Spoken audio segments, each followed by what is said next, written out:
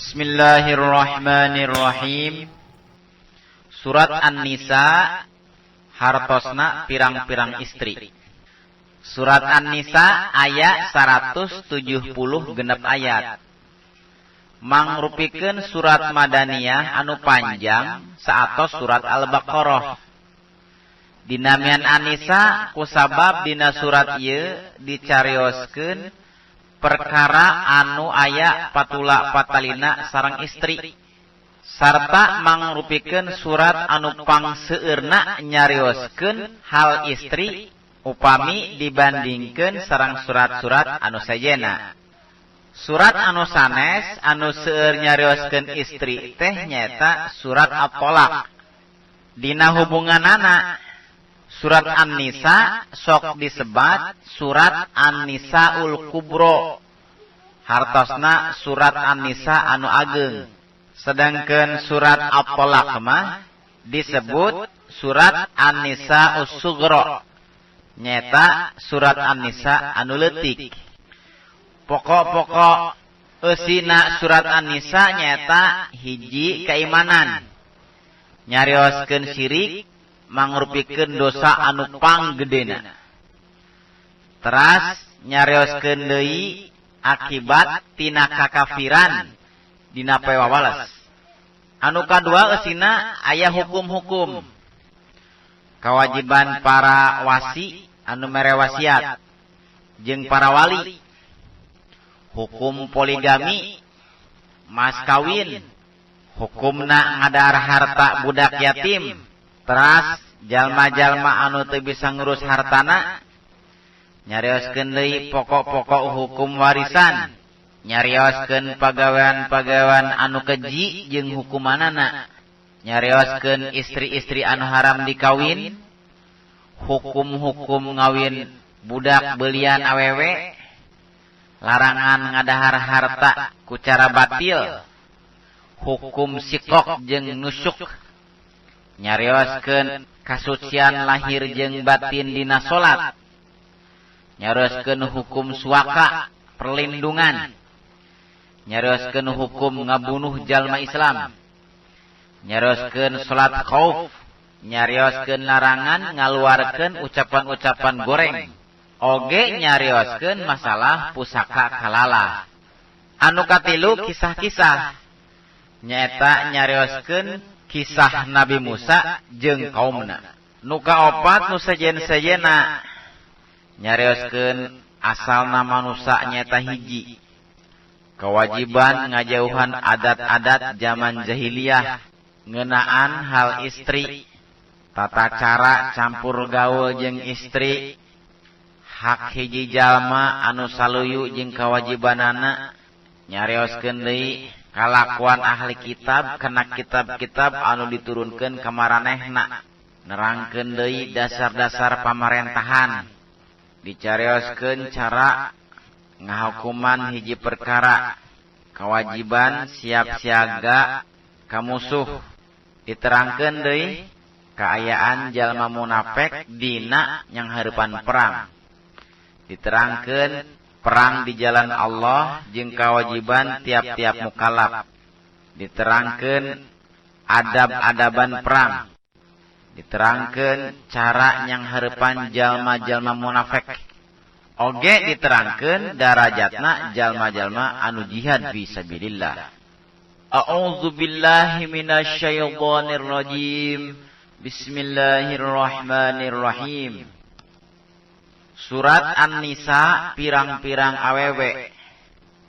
Ayat hiji dugikeun ka ayat genep bade nyarioskeun hukum kulawarga, kawajiban para wasi anu mere wasiat kaasuhanana jeung kewajiban para wali ka jalma anu wajib diperwalianana.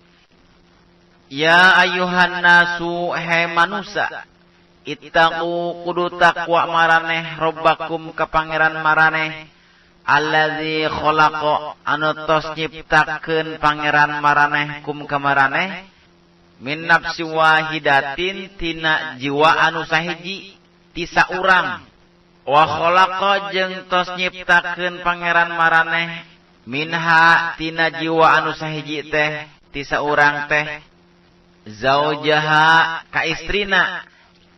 Numutkeun jumhur mufassirin yen istrina Nabi Adam alaihi salam diciptakeun ku Allah tina sebahagian anggota badana nyata tulang rusuk Nabi Adam alaihi salam. Ieu aya dina hadis riwayat Bukhari sareng Muslim. Oge aya anu nafsirkeun kalimat minha nyaeta istrina Nabi Adam didamel tina unsur anu sarupa nyata taneuh anu Nabi Adam parantos diciptakeun. Wabatha jeung ngarundaikeun Allah minuhuma ti duaan Adam jeung Hawa rijalan ka pirang-pirang lalaki. Kasiron anu loba wanisaan jeung pirang-pirang awewe. Wattaqu jeung kudu takwa maraneh Allah ka Allah allazi anu tasaaluna silih penta di antara maraneh bihi kalawan asmana Allah. Numutkeun kabiasaan urang Arab lamun maranehna nanyakeun hiji perkara atawa menta hiji perkara ka hiji jalma, maranehna sok ngucapkeun nami Allah. Seperti kalimat as'aluka billah. Hartosna kaula nanya, kaula menta ka anjeun kalawan nami Allah. Wal arhama jeung kudu malihara maraneh kana hubungan silaturahmi. Innallaha sanyana Allah kana kabuktian Allah alaikum kamaraneh eta raqiba anu nalingakeun. Wa atu jeung kudu mikeun maraneh al yatama ka budak yatim anu geus baleg amwalahum kana harta-hartana. Wala tatabaddalu jeung ulah nukurkeun maraneh al khabitha kana anu goreng bil thayyibi kunu alus. Maksudna harta anu rek dibikeun ka budak yatim teh ulah ditukurkeun nu alus jadi goreng. Wala ta'kulu jeung ulah ngadalahar maraneh amwalahum kana harta-hartana barudak yatim ila amwalikum barang jeung harta maraneh. Innahu sanya-nyana nukeurkeun jeung ngadahar harta yatim kana kabuktian ieu nukeurkeun jeung ngadahar teh eta huban dosa kabiron anu gede. Wa in khiftum jeung lamun sieun maraneh alla tuqsitu kana yen teu adil maraneh fil yatama dina ngeunaan hak-hak awewe yatim lamun anjeun rek ngawin. Fangkihu maka prak gerang ngawin maraneh ma ka awewe loba anu resep lakum pikeun maraneh min nisa'i ti pirang-pirang awewe anu sejen. Masna eta mah dua wasulasa atawa tilu waruba'a atawa opat. Fa in khiftum tuluy lamun sieun maraneh alla ta'dilu kana yen teu adil maraneh. Sifat adil ieu nyata ditujukeun dina masalah laladen ka istri seperti makean, ngimahan, kilir jeung sifat-sifat lahiriah anu sanesna. Fa mangka ngawin wahidatan ka saurang we. Auma atawa ka budak awewe beelian malakat anu ngamilik naon aimanukum leungeun-leungeun katuh maraneh. Maksudna ngawin ka budak awewe beelian anu dipimilik. Dina ayat ieu Islam ngengingkeun ayana poligami gaduh istri pamajikan langkung ti hiji. Sateuacan turun ayat ieu oge poligami ngagaduhan istri pamajikan langkung ti hiji tos aya sareng kantos dijalankeun ku para nabi sateuacan Kanjeng Nabi Muhammad sallallahu alaihi wasallam. Ngan ayat ieu masihan bates ka urang sadayana gaduh istri ulah langkung ti opat. Zalika ari itu mazkur anu geus ditutur eta adna leuwih deukeut Allah ta'ulu kana henteu migawe aniaya maraneh. Wa'atu jeung kudu mere maraneh an-nisaa ka pirang-pirang awewe anu dikawin soduqatihinna kana pirang-pirang maharna nihlatan mangrupikeun pangasih anu didasaran ku karelaan ku kaikhlasan karidoan fa in tibna tuluy lamun masrahkeun eta pamajikan-pamajikan teh lakum kamaraneh an syai'in tina hiji perkara minhu tina mahar nafsan kalawan sasuka hatena fakuluhu maka pek cokot eta sebagian tina mas kawin teh tuluy ngadalahar maraneh hu kana eta an syai'in minhu nyata ti sebagian mas kawin teh hanian kalawan alus marian ae mahmudul akibah kalawan alus akibatna dina masalah pangasih atanapi mas kawin teh ageng alitna ditangtukeun ku ayana mufakat di antara dua belah pihak sabab eta pangasih atanapi mas kawin teh kedah dilaksanakeunana kalawan ikhlas wala tu'tu jeung ulah masrahkeun maraneh asufaha ka jalma-jalma anu can sampurna akalna amwalakum kana harta-harta maraneh maksudna harta maranehna anu aya dina kakawasaan maraneh allati anu ja'ala tos ngajadikeun saha Allahu Allah lakum kamaraneh kiaman jadi adegan pokok kahirupan warzuqu jeung kudu ngarizkian maraneh mere balanja maraneh hum kamaranehna fiha dina hasil eta harta waksu jeung kudu makean maraneh hum kamaranehna waqulu jeung kudu ngomong maraneh lahum kamaranehna teh qaulan kalawan omongan ma'rufan anu hade jalma anu can sampurna akalna nyaeta budak yatim anu can baleg atawa jalma anu dewasa anu teu bisa ngatur harta bandana atawa muflis maka harta bandana teh tong wara dipasrahkeun wabtalu jeung kudu nguji maraneh al yatama ka barudak yatim nyaeta disalidik heula dina masalah agamana usaha-usaha maranehna jeung kalakuan atanapi akhlak maranehna budak yatim teh sehingga kanyahoan yen eta budak teh geus bisa dipercaya hatta balagu sehingga tepi maranehna cukup umur maranehna eta barudak yatim teh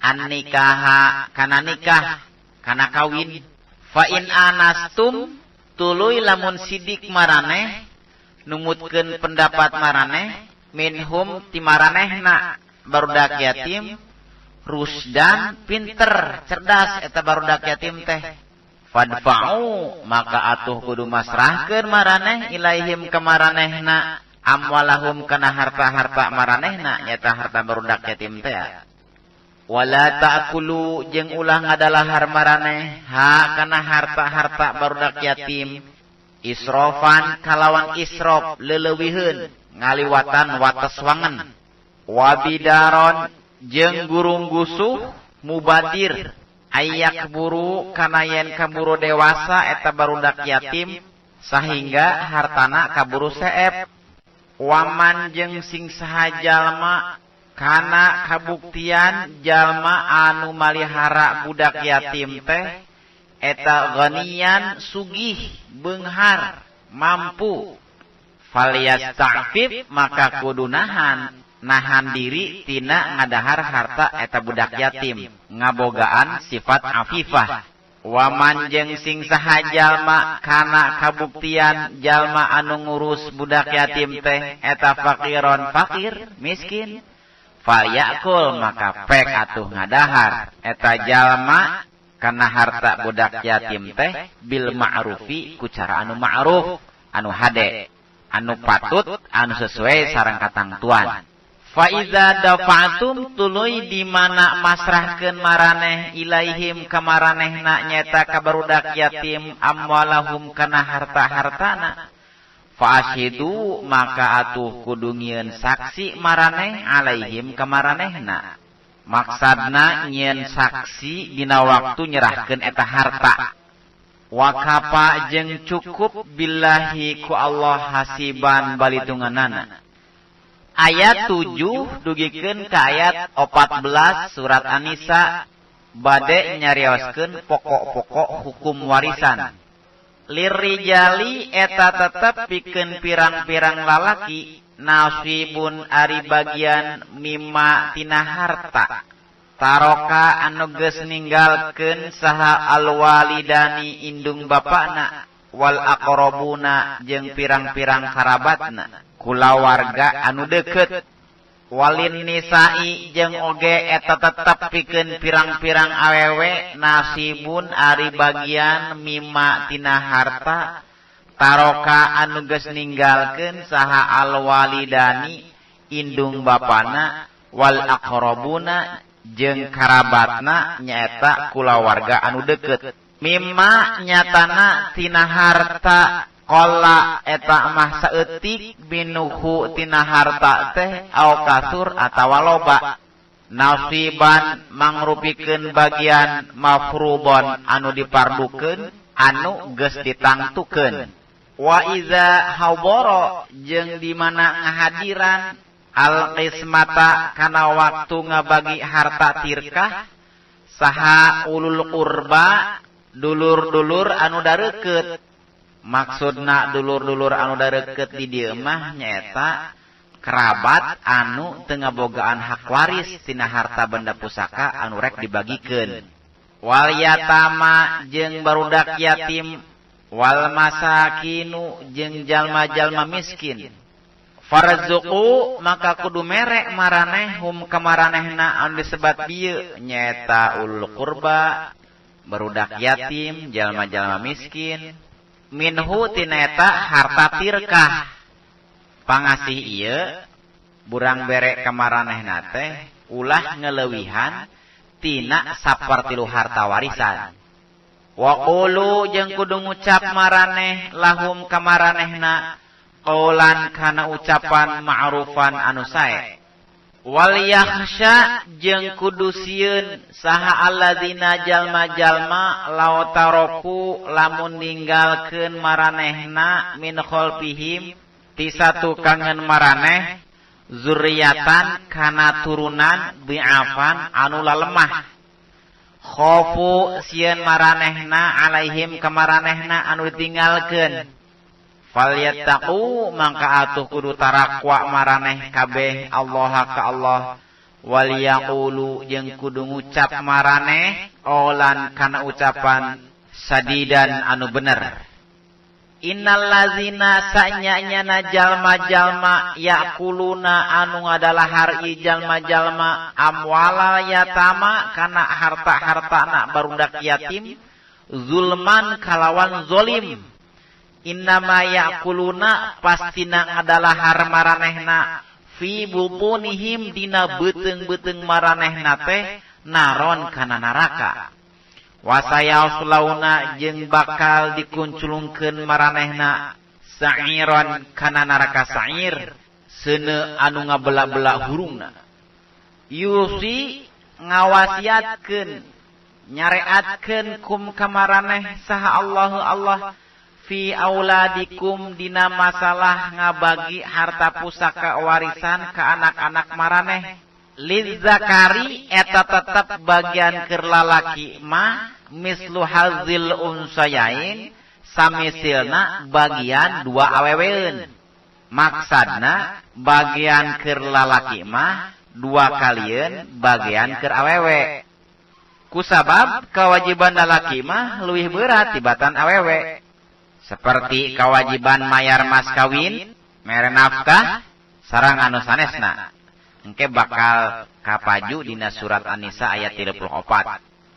Fa in kunna maka lamun bukti barudak anu ditinggalkeun teh eta nisaan awewe kabeh.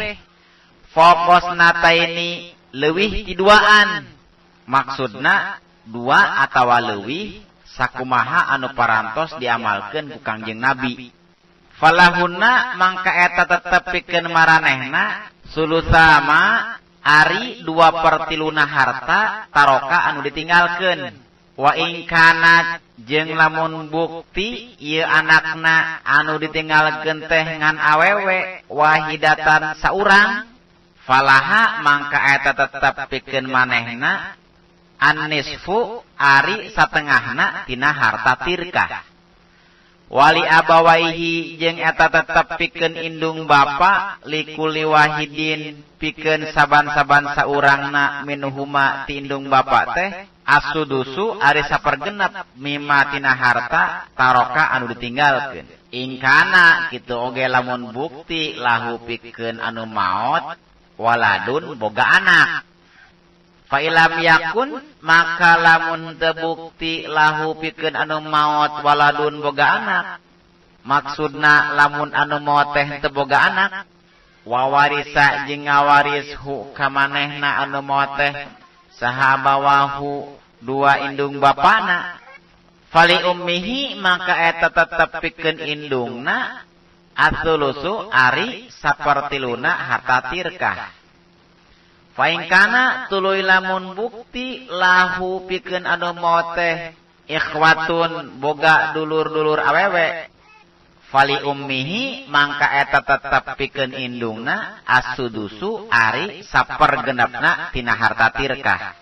Eta ngabagi-bagi harta teh mimba diwasiyatin tina sanggeusna wasiat yusi dicumponan non biha eta wasiat audainin jeung atawa sanggeusna mayar hutang jalma anu maot teh. Aba ukum ari masalah indung bapa kolot maraneh wa abna ukum jeung anak-anak maraneh la tadruna henteu nyaho maraneh ayuhum saha di antara maranehna aqrabu anu leuwih deukeut lakum ka maraneh naonana naf'an manfaatna.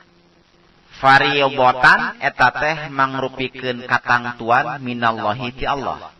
Innallaha sanyanyana Allah kana geus bukti Allah eta aliman anu maha uninga hakiman tur anu maha bijaksana. Walakum jeung eta tetep pikeun maraneh salaki-salaki nisfuma ari satengahna harta taroka anu geus ninggalkeun saha azwajukum pamajikan-pamajikan maraneh. Ilam yakun lamun teu bukti lahunna pikeun pamajikan-pamajikan maraneh teh waladun boga budak. Lamun pamajikan-pamajikan maraneh teu boga budak maksudna kitu. Fa in kana tuluy weh lamun bukti lahunna pikeun pamajikan-pamajikan maraneh teh waladun boga budak, falakum maka eta tetep pikeun maraneh salaki-salaki teh ar-rubu'u ari 1/4 mimma tina harta taroktum anu geus ditinggalkeun maraneh ku pamajikan-pamajikan maraneh teh mim ba'di wasiyatin tina sanggeusna wasiat yusina anu geus dicumponan maranehna non biha eta wasiat audainin jeung atawa sanggeus dibayarna hutang. Walahunna jeung eta tetep pikeun pamajikan-pamajikan ar-rubu'u ari 1/4 mimma tina harta taroktum anu geus ninggalkeun maraneh. Ilam yakun lamun teu bukti lakum pikeun maraneh waladun boga budak, lamun teu boga budak. Fa in kana tuluy weh lamun bukti lakum pikeun maraneh teh waladun boga budak, falahunna mangka eta tetep pikeun maranehna pamajikan-pamajikan maraneh teh atumunu ari 1/8 mimma tina harta taroktum anu geus ninggalkeun maraneh. Mim ba'di wasiyatin tina sanggeusna wasiat tusuna dicumponan maraneh naon biha kana eta wasiat audainin jeung atawa sanggeus dibayarna hutang. Wa in kana jeung lamun aya saha rajulun hiji lalaki anu maot teh yurasu anu ngawaris kalalatan kana kalalah awi mroatun atawa hiji awewe lamun hiji jalma maot boh lalaki atawa awewe tapi geus teu boga bapa jeung teu ninggalkeun anak walahu jeung tatapina boga akhun dulur lalaki saindung wungkul au ukhtun atawa dulur awewe saindung wungkul falikulli wahidin mangka eta tetep pikeun saban-saban sahiji minhuma ti duanana asudusu ari sapergenep sewang fa in kanu tuluy lamun kabuktian ieu dulur-dulur anu saindung teh eta aksaro leuwih loba min zalika tinu geus ditutur maksudna leuwih ti hiji fahum mangka ari maranehna eta asyurakau anu reurejeungan fi sulusi dina sapertilu mim ba'di wasiyatin tina sanggeusna wasiat yuso dicumponan jalma anu motea non biha kana eta wasiat audainin jeung atawa geus dibayarna hutang ghairu muborrin teu kalawan mere madarat ka ahli waris tafsiranana teu mere madarat ka ahli waris teh nyaeta saperti ayana tindakan-tindakan ngawasiatkeun leuwih tina sapertilu harta anu ditinggalkeun atawa wasiat ku maksud ngurangan harta warisan sanajan kurang sapertilu harta lamun aya niat ngurangan hak waris eta oge teu dikengingkeun Allah netepkeun kana ieu katangtuan teh anu parantos dipedar nembe wasiatan mangrupikeun syariat minallahi bener-bener ti Allah wallahu jeung ari Allah eta alimun anu maha uninga halimun tur maha halim anu maha berehan jeung teu gancang nyiksa tilka ari itu hukum-hukum teh eta hududullahi pirang-pirang katangtuan Allah waman jeung sing saha jalma yuti anu taat si jalma Allah ka Allah wa rasulahu jeung ka rasulna Allah yudkhil maka bakal ngasupkeun Allahu ka eta jalma jannatin ka surga tajri anu curcor min tahtiha ti sahandapeun surga naon al anharu pirang-pirang walungan khalidina pada langgeng kabeh fiha di surga wazalika jeung ari itu mazkur anu geus ditutur teh eta al fauzu kaunggulan kasuksesan al azimu anu agung waman jeung sing saha jalma ya'si anu maksiat si jalma anu doraka si jalma Allah ka Allah wa rasulahu jeung ka rasulna Allah wa yata'adda jeung ngalanggar ngarempag hududahu kana katangtuan-katangtuanana nyata katangtuan Allah yudkhil maka bakal ngasupkeun Allahu ka eta jalma naron kana neraka khalidan bari langgeng fiha dina neraka walahu jeung eta tetep pikeun si jalma teh azabun ari siksa muhinun anu ngahinakeun ayat 15 dugikeun ka ayat 18 bade nerangkeun pagawean fahsya jeung hukumna wallati jeung ari awewe-awewe yatina anu migawe ieu awewe-awewe teh alfahisyata kana fahisyah numutkeun jumhur mufassirin maksad tina kalimat fahisyah teh nyaeta pagawean goreng teh nyaeta pagawean zina sedangkeun numutkeun pendapat anu sanesna nyaeta pagawean anu goreng anu mesum seperti zina homosek jeung sajabana jeung sajenisna tapi numutkeun pendapat muslim sareng mujahid mah anu dimaksud fahisah di dieu teh nyaeta musahaqah nyata homosek antara istri sareng istri atanapi anu disebat istilah lesbian min nisaikum ti pamajikan-pamajikan maraneh fastashidu maka kudu nyieun saksi maraneh kabeh alaihinna pikeun awewe-awewe anu fahisah teh arba'atan kana 4 urang saksi minkum ti antara maraneh Fa in syahidu maka lamun mere persaksian maranehna awewe anu fahisah teh fa amsiku maka kudu ngurung maraneh hunna kamaranehna awewe teh fil buyuti di imah-imah maraneh masing-masing hatta yatawaffa sehingga datang hunna kamaranehna naon al mautu maut aw yaj'ala atawa ngajadikeun saha Allah lahunna pikeun maranehna sabilan kana jalan.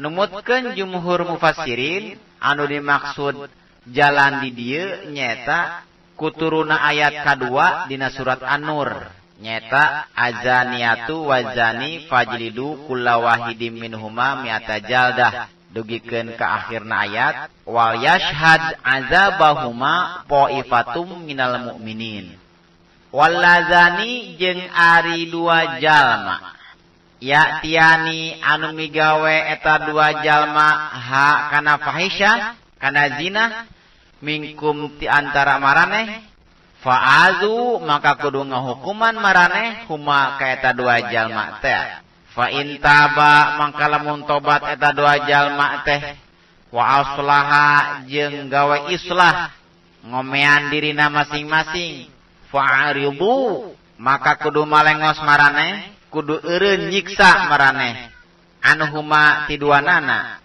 innallaha sanyana Allah kana kabuktian Allah eta tawaban zat anu maha nampi taubat rohiman tur anu maha welas. Innamat taubatu pastina ari taubat alallahi mungguhing Allah mah eta lillazina pikeun jalma-jalma ya'maluna anu migawe jalma-jalma asua kana kagorengan bijahalatin ku sabab bodoh.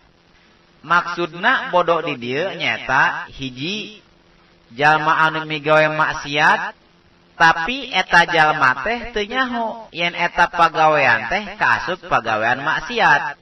Anging lamun geus dipikirkeun leuwih ti heula eta mah teu kaasup jahalah. Kadua jahalah teh nyata jalma anu doraka ka Allah boh eta mah dihaja tanapi henteu. Anu katilu jahalah di dieu jalma anu migawe ka maksiatan kagorengan kusabab kurang kasadaranana lantaran kacida ambekna umpamana atawa kusabab kadorong ku hawa nafsuna. Sumayatubuna tuluy tarobat maranehna min qaribin dina waktu anu henteu lila gagancangan kana tobat. Faulaika mangkari itu maranehna eta yatubu nampi taubatna saha Allah alaihim kamaranehna wa kana jeung kabuktian saha Allah eta aliman zat anu maha uninga hakiman tur anu maha bijaksana. Walaisat jeung teu aya naon ataubatu taubat teh lillazina pikeun jalma-jalma ya'maluna anu pada migawe eta jalma-jalma asayiati kana kajahatan kana pirang-pirang kagorengan hatta iza hadara sehingga di mana datang ahadahum ka salah saurang maranehna naon al mautu maut qala ngucap eta jalma inni sanyana abdi tubtu tobat abdi al-an ayeuna wala jeung teu ditarima tobatna saha allazina jalma-jalma yamutuna anu marawat ieu jalma-jalma wahum jeung sedengkeun ari maranehna eta kufarun dina kayaan keur kalufur ulaika ari itu maranehna eta a'tadna geus nyawiskeun kami lahum pikeun maranehna azaban kana siksa aliman anu kacida peurihna. Ayat 18 dugikeun ka ayat 21 bade nyarioskeun adab-adaban campur gaul sareng istri. Ya ayyuhallazina amanu he jalma-jalma anu ariman la yahillu henteu halal lakum pikeun maraneh naon antarisu yen ngajadikeun seperti warisan maraneh an-nisaa ka pirang-pirang awewe karahan kalawan paksa. Ayat ieu nuduhkeun yen ngawariskeun awewe teu kalawan paksa dimenangkeun. Numutkeun adat kebiasaan sebahagian Arab jahiliyah. Lamun hiji jalma maot, maka anakna anu pangkolotna atawa anggota kulawargana anu sejen ngawaris eta randa. Eta janda teh menang dikawin ku sorangan atawa dikawinkeun ka jalma sejen anu maharna dibikeun ka ahli waris atawa teu dimenangkeun kawin deui eta randa teh. Wala ta'bulu jeung ulah ngahalang-halang kawin maraneh hunna ka maranehna litazhabu kulantaran hayang mibanda maraneh kabeh bi ba'dhi ma kana sebahagian barang ataitumu anu geus merek maraneh hunna ka maranehna awewe-awewe illa ayatina angin yen milampah maranehna awewe-awewe bifahishatin kana fahisah nyaeta zina atawa teu taat kana parentah mubayyinatin anu tetela anu jelas. Wa ashiru jeung kudu campur gaul maraneh hunna ka maranehna pamajikan-pamajikan maraneh jeung pamajikan-pamajikan maraneh bil ma'rufi ku cara anu patut ku cara anu hade. Fa in karihtumu tuluy lamun geus teu suka maraneh hunna ka pamajikan-pamajikan maraneh atuh cing sabar we. Fa'asa maka mudah-mudahan bisa jadi antak rohu yen ngewa maraneh syai'an kana hiji perkara wa yaj'ala padahal ngajadikeun saha Allahu Allah fihi dina eta perkara teh khairan katsira kana kahadean anu loba.